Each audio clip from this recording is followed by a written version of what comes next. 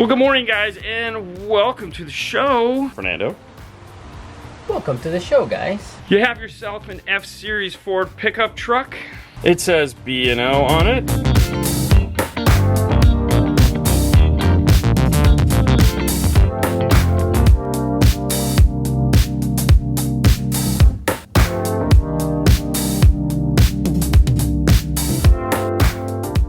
So both the 31 and the 32 use the same information highway in the sense that it is a Ford BO A to B factory amplified system. The language that they're speaking is A to B.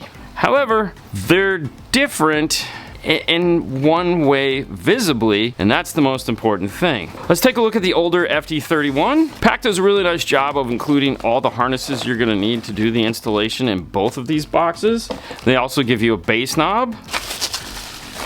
And the unit itself, they look identical. One thing to note on this, it does have 6 RC outputs. The sub or channels 3 are controlled via this knob, and we also have a toss link out that is not controlled via this knob.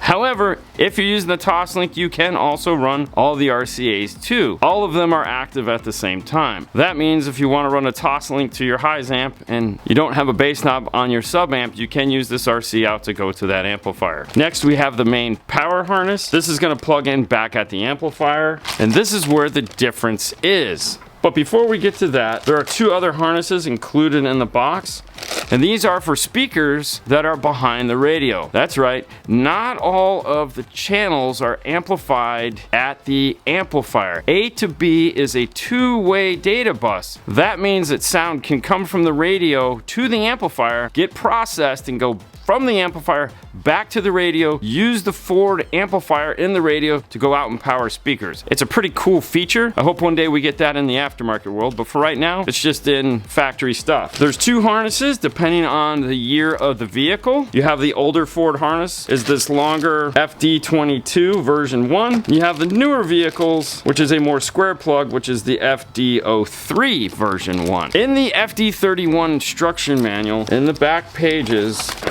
it has speaker wire outputs, and there are pages of them. 3. It's a lot, and hopefully your vehicle is one of those. Now, what separates the 31 from the 32 is this gray harness right here that looks like a standard mini USB adapter, and in fact it is. At the amplifier, there's a blue connector. That one right there. That connector is the A to B connector, and it will plug directly into this. That means if you go to the amplifier and it has that standard USB, unplug it, it'll plug right in. You need an FD31. If you go to the amplifier and you find out it does not have that connection, well, then you need the FD32. The big difference is that. Let's take a look inside. The same bass knob comes with the FD32. As I said, the brains, they look identical, except for on the back where it has a big 32 as opposed to the 31. All the features are the same. You have the 6-channel output, you have the toss link, and all the capabilities we talked about on that are on this. Thing to note, if you are going to be using the toss link on any of these, make sure to go to the instructions on the dip switches. Dip switch 1 is 2-channel mode. This switch has to be turned on in order to use this toss link output. What it does is it reroutes all of the sensors or any of the information that is front and rear biased to a 2-channel. This can also be used if you're just going to do a single RCAs into an amplifier. Either way, if you don't do this, your backup sensors, well, they're not going to work because they don't know where to go. Now in this, there is just the 1 speaker harness because all of the newer vehicles only use the new harness. And this is that same FD03 version 1 harness that came in the 31. And now we have this as our main harness. And conveniently now it comes in a Ziploc bag, which makes these videos so much easier. And what we want to look for is this little guy right here. This very strange connector is the new A to B. Otherwise, it looks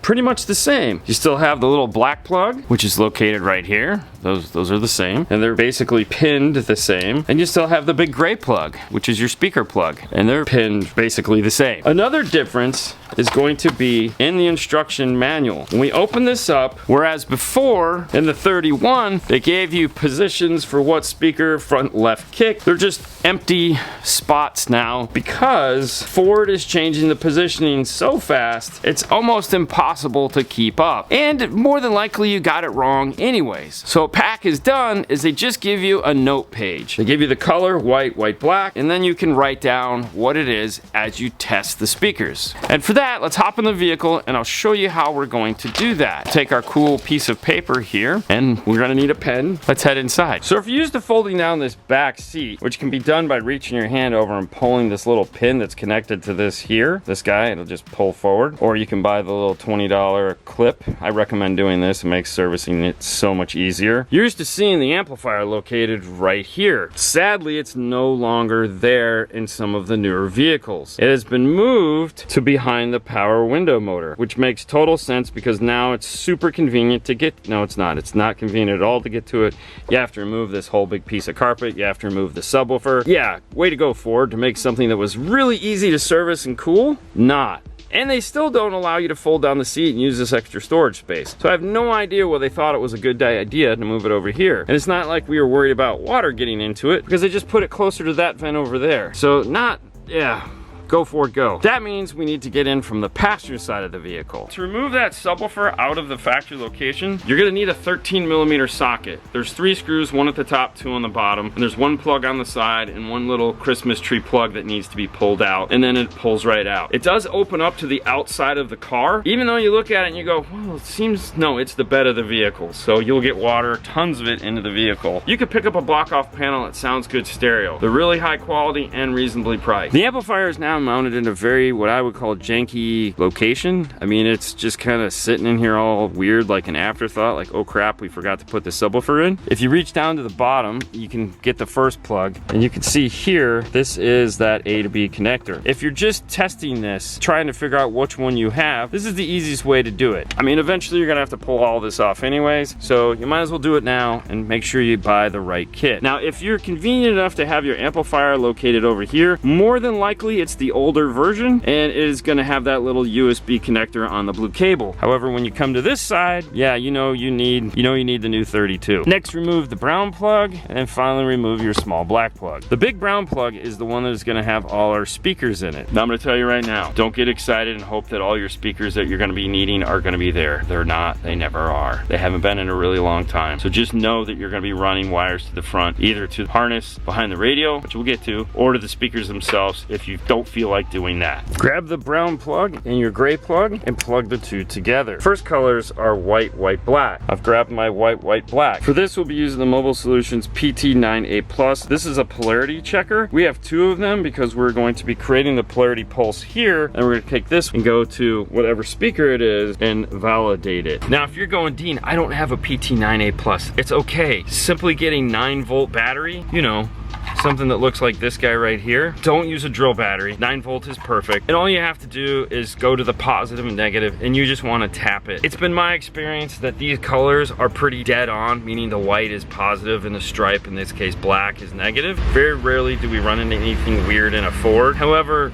I'm kind of I don't trust everything, so I'm gonna do it anyways. But yeah, pick yourself up a 9-volt and you'll be all good to go to do this test. The other thing to note too is if you're popping a wire or if you're trying to tap something and you hear nothing, don't be alarmed. There might not actually be a speaker attached to that wire, which in the end, just move on, you'll figure it out. Because in this car, there's only so many speakers. There's the 6 speakers up front, the center channel, the 2 overheads, and the rear doors. The subwoofer is no longer in because we took it out, so we're not gonna get a pop from that channel. And there's also, in some of these headrest speakers and stuff like that, there's a lot of channels that might not actually be going somewhere, so don't freak out. And also remember, some of them are behind the radio.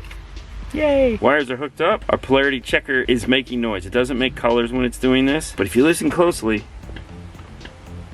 you can hear the little pop. That's the driver's front door, which is white. But that doesn't mean anything. Don't think white, gray, green, purple. It doesn't mean anything in this install. So we know it's the driver. Let's head over there and make sure that it's positive and negative. In this case, we've already swapped out the speaker and we have an aftermarket plug in there. It could be wrong. Ooh, the excitement is too much.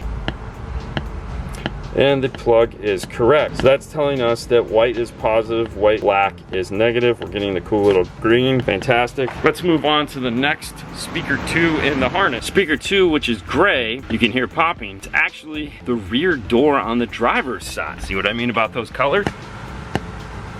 And it too is correct. So that means gray is driver's rear door. All right, so I went ahead and finished the rest of them because it's really boring to watch me do this. And what I came up with was green is nothing. Violet black is passenger rear, which is right on. Red was nothing. Blue was nothing. Brown was passenger front door. White, blue, white, red was passenger dash speaker. And the light greens were the center channel. So the 3 speakers we're still missing are the 2 tweeters and the driver's mid-range, which could be behind the radio is what I'm hoping for. That means we get to go up front and do the second part of this assignment. Finish it up back here. What I suggest doing, plug in the brain, and then once you have the brain plugged in, plug in your 3 harnesses. Mount it to the back wall if you'd like, and that's it. Hook up your RCAs, hook up your Toslink. That's the only thing you have to do, with the exception of an update. I would suggest going over to their website. There's a version number on the back of the unit. Check it against the internet to make sure it is up to date. This is a fairly new piece, and we know there's already been at least 1, possibly 2 updates since it's come out, and chances are good if it's been sitting in the stock room because they all went out the moment they came in, yours will need an update, and you will need a laptop to do the update. Let's head up to the front of the dash and I'll show you how fun it is to get to that. The first step in this install is removing this little rubber piece right here and setting that aside. You have to get this guy out. There's going to be clips all along this area here, and they like to just go flying. To get it out, we're going to use this little panel tool here, and we're going to start in the corner here and work our way around to get this edge up. And it pops up. It's kind of scary, not gonna lie. These little blue clips here are available on Amazon. You can buy them like 100 at a time. I would suggest buying a bag. In these 2 holes here is a 7mm screw. We're also going to unscrew and remove the center channel just because it makes it easier to grab onto this piece. Start here at the front along this edge and pry it away. You can start to pull up. And as I said, those clips do go flying, and here's one of them that flew off. On this one, I lost 4. I had 4 clips disappear into the dash. We do buy spares. This isn't our first rodeo. Located in the back side of the radio, right over here, this black harness, this one right there, that's what we're after. As you can see, it's conveniently butted up next to this cool air conditioning vent right here. To get to this, there's a couple different things you can do. You can reach down in there and get it out. It will come out. It's just going to take you a couple minutes. The other option is to remove this steel bracket right here. There are 4 screws to do that, and then located underneath that, there's 4 7mm screws. If you remove those 8 screws, then the unit will come up and you can get it out. It's not connected to the screen in any way. It's just a floating brain that's in there, and it comes right out and you can easily unplug it. Depending on how good you are is going to dictate on how much work you have to do. I'm going to try to get it out without doing all of the screwing things. Ta-da! If you guys saw the Bronco video, it's very similar to that as far as how hard it is to get out. This is not a flathead screwdriver. This is actually a tool specifically designed to push down these terminals and then allow you to pry this out. It has a little angle to it. And then we used our regular panel tool to add a little extra pressure to get it out. With that out, we can now move on to testing our speakers. And for this, there is an orange, a white, gray, green, and purple. There again, they don't mean anything. What we want to look for is sticker 1, speaker 1, which is white, white, black. White, white, black is our passenger overhead speaker. Gray is our driver's tweeter. Green is the passenger tweeter. Purple is the driver's overhead speaker, and orange is nothing. So now that we know that there's something amiss here, because we don't have the driver's dash speaker. It's not in the front or the back. It's definitely in that back harness. All right, so we figured it out. And this is one of those good teaching moments, and that's why we're going through this. To get this off, remove the 2 A-pillars, both sides. There's 10mm bolts, 2 of them in each one. And then the cover across here is just a bunch of those little annoying clips that we took out over here. And it comes out much better than the center piece did, because that's terrible. Anyways, now that we have this out, we can see the color speaker. It's a gray blue and a green blue. And the mistake was mine, because in the instructions here, right here, it says 20 and 8 pin plugs that amplifier.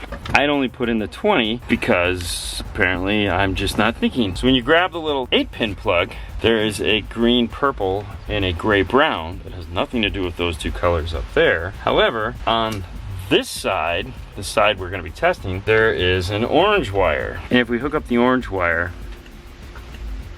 we can hear the tick, tick, tick from the driver's dash speaker. Driver's dash. So the wires we will not be using in the harness, the green, blue, and red pair. And what those are is, if you look at the harness, there's 2 pairs empty here, and those are the green and red. And if you grab the subwoofer plug and you look at the color wire that they have, that is the blue wire. So that is why we're not using those 3 pairs of wiring. Now, the only other thing you may want to do to this is take this apart, remove those wires that you're not going to use, possibly put some tape on it if you want. That's entirely up to you. In this case, we made a bracket to mount it back in the factory location. Once you plug it in and you're all set, that's it, you're done.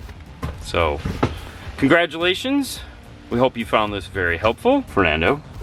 On to the next one, guys. You guys have a great night as always. We'll see you later next time. Bye. Bye.